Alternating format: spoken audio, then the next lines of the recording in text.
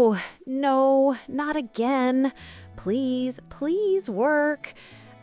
Excuse me? Could you try the card one more time? It says declined? Oh, this is so embarrassing. I am so sorry. Just a moment, let me check my app.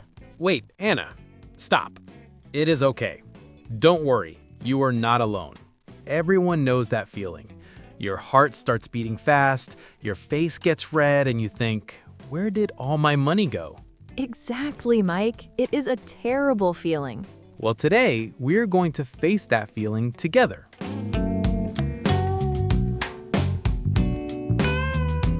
Hello, and welcome back to the Context English podcast. I'm Anna. And I'm Mike. It is great to have you here with us today. Today, we are talking about a topic that is a bit difficult, but very important: money problems. Or more specifically, how to talk about finance and budget issues in English. That's right. Talking about money can be stressful, especially in a second language. But don't worry. By the end of this episode, you will know exactly what to say when things get expensive, how to explain that you're on a budget, and how to handle those awkward money moments with confidence. So, Anna, that little scene at the beginning, the declined card, has that actually happened to you recently? Oh, Mike, you have no idea. Last Tuesday was a disaster. I went to my favorite little cafe to get a coffee and a sandwich. It was only about 10 pounds. I swiped my card and beep, nothing. The cashier looked at me and I just wanted to hide under the table. Oh, I know that look. It's like they think you're a criminal. But usually it's just a mistake, right? Well, this time it wasn't a mistake. I realized I had completely forgotten about my car insurance payment. It came out of my bank account that morning, automatically. Boom! Suddenly I was broke. I had no money left for the rest of the week. That is the worst. Unexpected expenses are like little monsters that jump out of your bank account when you're not looking. I had a similar problem last month. My laptop, my beautiful, expensive laptop, it just stopped working. 1 minute I was typing and the next minute, black screen. Oh no. And let me guess, you needed it for work? Exactly. I went to the repair shop and the man there told me the price. Anna, I almost cried. It was $500. I looked at him and I didn't know what to say in English. I wanted to say, I don't have this money, or this is too much. But I just stood there saying, oh, okay, wow. It's hard, isn't it? When we are stressed about money, our English often disappears. We forget the simple words because we are thinking about the numbers. Exactly. I felt so frustrated because I couldn't explain my situation.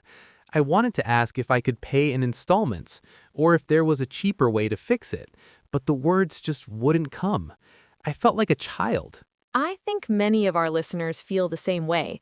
Whether it's a big repair, a high electricity bill, or just wanting to save for a holiday, we all have moments where we need to say, wait, I need to be careful with my money right now. And that is exactly why we are doing this episode. You don't need to be an expert in economics. You just need a few simple, powerful phrases to explain your situation clearly and politely. So, how can we avoid that silence? What do we say when the price is too high, or when we simply can't spend money today? Well, we need a money toolkit. We need phrases that help us stay in control of the conversation, even when our bank account is empty. I love that. A money toolkit. So, Mike, are you ready to look at the phrases that will help our listeners talk about their finances without the stress? I am definitely ready. Let's get started. Mike, earlier you mentioned your laptop, but I know you had an even bigger money challenge last summer. Something about a wedding abroad? Oh man, don't remind me. Well, actually, do remind me because it is the perfect example for today. So here's the situation. My best friend from university, Leo, called me. He was so excited. He said, Mike, I'm finally doing it. I'm getting married. That sounds wonderful. Why was that a problem? Well, the wedding was in a beautiful villa in Tuscany, Italy, for 4 days in July. Oh, July in Italy. That sounds expensive. Exactly. At first, I was just happy for him. I said, Leo, that's amazing. I'll be there. But then I hung up the phone and I sat down on my computer. I started looking at flights. Then I looked at the hotel prices near the villa. Then I thought about the suit I would need to buy and the wedding gift. I can imagine your face. You were doing the math in your head, weren't you? I was, and the numbers were, well, they were scary. My heart sank. I opened my banking app on my phone. You know that feeling when you tap the app and you kind of close one eye because you're afraid to see the balance? I do that every time I go grocery shopping lately. So I looked at my balance and then I looked at the cost of the trip. The trip was going to cost almost 2 months of my rent. I felt sick. I really wanted to go, but I knew I didn't have the money. For 3 days, I couldn't sleep. I felt so much pressure. I thought, if I don't go, Leo will be angry. If I do go, I will be in debt for a year. That is such a difficult position to be in. It's the social pressure of money. We want to say yes to our friends, but our wallets are saying no. So what did you do? Did you just put it on a credit card and forget about it? I almost did. I really almost did. I had the credit card in my hand, but then I stopped. I thought, no, this is not a good idea. I need to be honest. But the problem was, how? How do I tell my best friend that I am too broke to come to his wedding? It felt so embarrassing. So, how did you handle the conversation? This is the part our listeners really need to hear. I called Leo. I was sweating. I said, Leo, I need to talk to you about the wedding. I want to be there more than anything, but I have to be honest with you. Right now, I am on a very tight budget. I looked at the flights and the hotels, and I simply can't afford it this summer. Wow, you said those exact words. I can't afford it? I did. It was hard to say, but as soon as the words left my mouth, I felt a huge weight lift off my shoulders. I explained that I had some unexpected expenses with my car and that my savings were very low. And what did Leo say? Was he disappointed? You know what? He was so cool about it. He said, Mike, why didn't you tell me sooner? I don't want you to go into debt for my wedding. He told me that he just wanted me to be part of the celebration in some way. So we found a solution. I didn't go to Italy for the 4-day party, but I flew in for just one night on a cheap flight, and I stayed in a small hostel nearby instead of the expensive villa. That is a great compromise. You were there for the important moment, but you stayed within your budget. Exactly. And the best part was that I didn't feel guilty while I was there. Because I had been honest, I could enjoy the wedding without worrying about the bill waiting for me at home. That is such an important insight, Mike. Often the problem isn't just the money, it's the fear of talking about it. We think people will judge us if we say, I don't have enough money. But usually people understand. They really do. Most people are also worried about their own budgets. So the lesson I learned was be honest early. Use clear language. Don't hide. When I use those phrases, I'm on a budget and I can't afford it, the problem stopped being a big, scary secret and became a small problem we could solve together. I love that. It's about taking control of the situation with your words. Mike, you used some very specific phrases in that story that helped you stay in control. Let's take a look at them together and break them down so our listeners can use them too. Exactly. You see, these are like tools in a money toolkit. We've picked 5 essential phrases from Mike's story and common situations. Let's start with the first one. It's very common when you just don't have enough physical money or money in your account right now. The phrase is, I'm a bit short on cash. I'm a bit short on cash. One more time. I'm a bit short on cash. This means you have some money, but not enough for a specific thing at this moment. Maybe you forgot your wallet or you are waiting for your salary. For example, I'd love to go to the cinema, but I'm a bit short on cash until Friday. That is a great, polite way to say it. Phrase number 2 is about planning. It is, I'm on a tight budget. I'm on a tight budget. Let's hear it again. I'm on a tight budget. A budget is your plan for your money. If it is tight, it means you have very little extra money to spend. You're being very careful. For example, I'm on a tight budget this month because I'm saving for a new car. I use that one a lot. Okay, phrase number 3. This one is very direct and honest. It is, I can't afford it. I can't afford it. Once more? I can't afford it. This simply means you do not have enough money to pay for something. It is not about being embarrassed, it's just a fact. For example, that jacket is beautiful, but I really can't afford it right now. Perfect. Now, phrase number 4. This explains why we have no money. It is an unexpected expense. An unexpected expense. Again? An unexpected expense.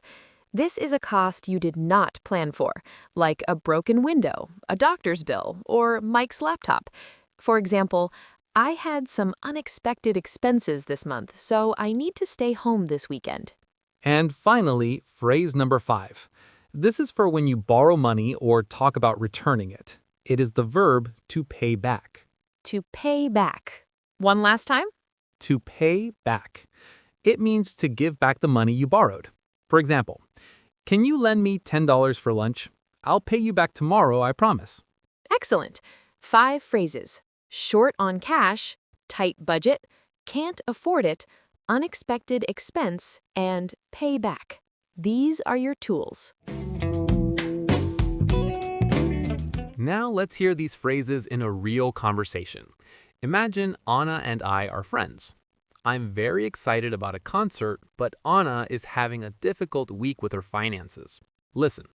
Anna, did you see the news? The Rolling Stones are playing in the city next month. We have to go. Oh, Mike, really? That sounds amazing. I love them. How much are the tickets? They are a bit expensive, about $150, but it's a once-in-a-lifetime chance. Shall I book 2 tickets now?